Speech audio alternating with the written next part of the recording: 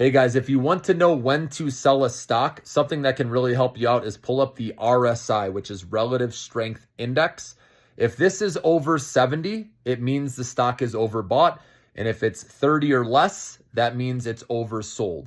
So a lot of these stocks after today, I would go in right now after this video and look at the stock that you're thinking about right now or one that you own and look what its RSI is at, guys. Okay, if it is over 80, that is very overbought. Like 70 is fine with me, but once we get over 80, then it's very overbought. And sometimes you see even close to 90 or 100. That's where you want to be careful. The risk reward is not in your favor anymore at that point.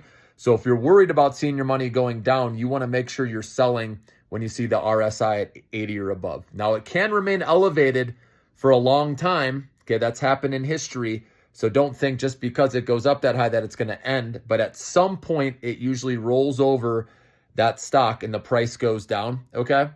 And so just look at that, guys. That will help you with trading. Okay. Pulling up the RSI, that indicator, that's helped me tremendously. You know, I like to buy when stocks are more at the oversold status. Okay. And when we're seeing some buying volume come in, that's why I also have volume up as an indicator. So RSI and volume, those are two I always have, because with the day trading aspect of things, obviously I want to see how big, right, the candles are. If we see a big, tall green candle come in, that's a good sign buyers are coming in, right?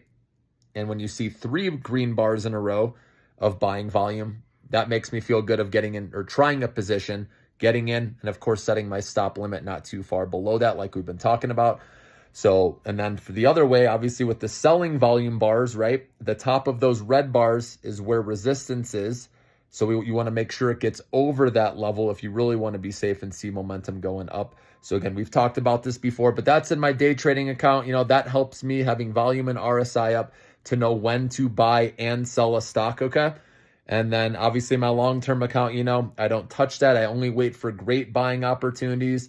Like I added NVIDIA and Upstart, for example, on this dip we got recently, okay? Because I do see the big picture, and I think these can be big winners, you know, down the road. So I don't sell those ever, obviously, okay? It's only the short-term account that I do sell out of. Again, when things get frothy, when RSI gets over 80, right, we get rips. You know, I'm not being greedy in this market environment right now in September. We don't know what news is going to come out every day.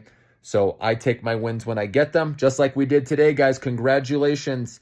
We made some money on NVIDIA, Micron, Upstart if you guys bought on the dip. Okay, IWM was starting to get a little life today.